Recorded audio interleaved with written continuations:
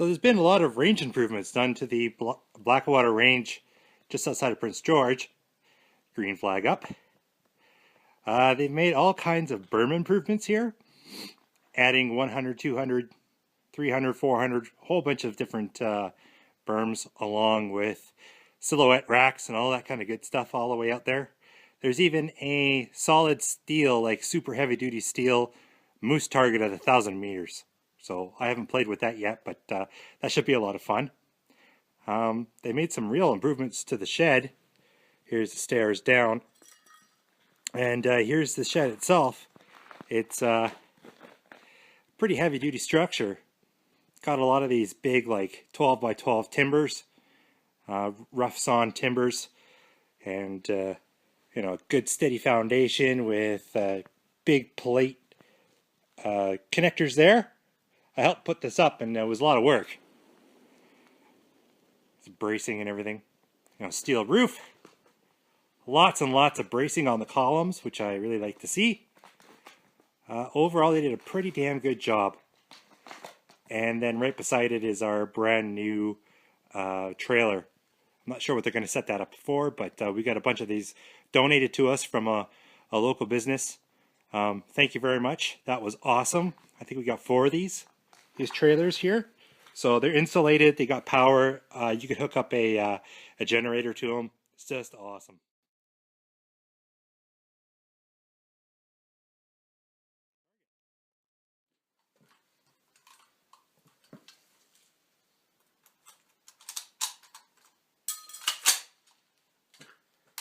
All right.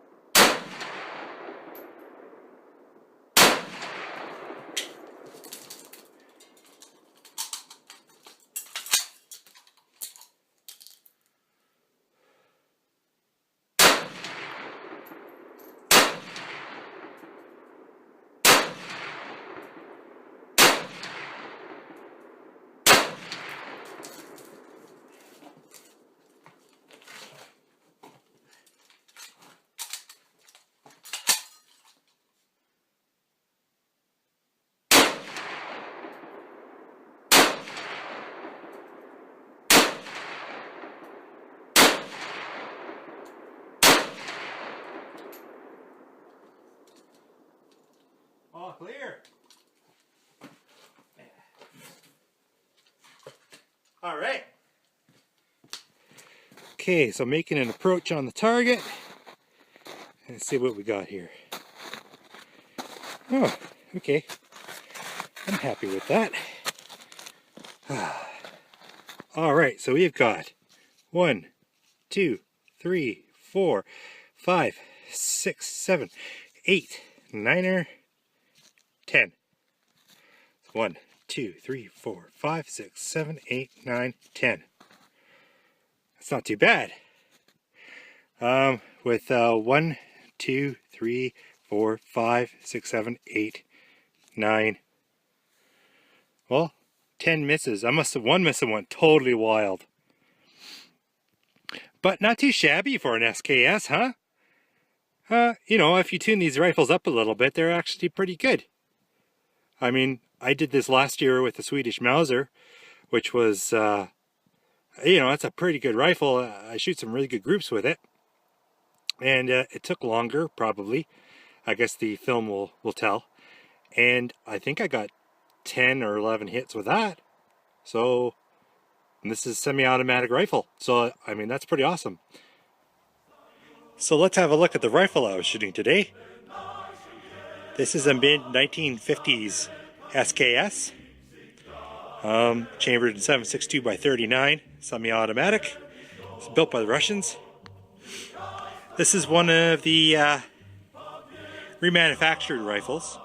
It's gone through an arsenal repair. Nice laminated stock. There's the bolt and the action, magazine, rear sight, front handguard, gas tube, and barrel. I took the bayonet off this one. It was pretty loose, so I figured, you know, better get that rattling mess off the front of my rifle. Riflechairs did a good video on the effects of a bayonet on your rifle and its impact point. I highly recommend you view it. Might have to give that a try on my rifle and see if it improves the accuracy on it. This particular rifle's been bedded. Again, there's another video on that. I did a follow-up video for Riflechair showing the bedding job that I did, and yeah, it made a major effect on accuracy. I bought this rifle for my wife. It is my wife's rifle, and that was before the big glut of Russian rifles came into Canada. So at the time, this was a fairly rare rifle. I think I bought it for like $275, which at the time was a fair bit of money for one of these guns. I think the Chinese ones were going for less than $200 at the time. Everybody, it's funny. You look on the gun boards, and Chinese rifles are now selling in the $350 range, which is totally ridiculous, since they're less quality than these ones, stamp parts and all that stuff. These Russian ones are, there's no stamp parts on them. Or there aren't that many. Things like the trigger assembly, they're all milled. This one, I'm pretty sure it's mid-50s. It's got the black bolt. But it is kind of odd in that the dust cover, the markings on the dust cover have been peened and then refinished.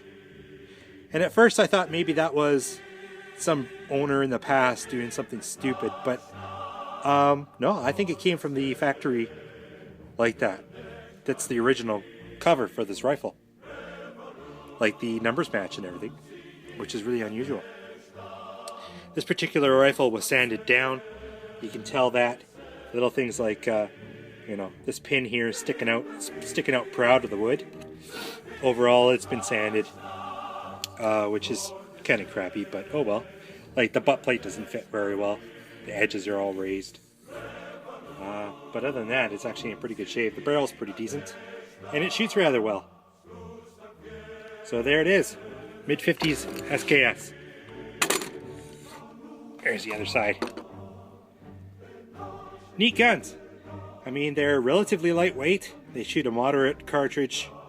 The triggers need a little work, but you know, with a little polishing here and there, and a little work here and there, it's actually a really fun gun to shoot. I kind of consider it the Canadian M1 carbine in a lot of ways, because instead of the United States, they got access to M1 carbines they don't have any non-restricted nonsense.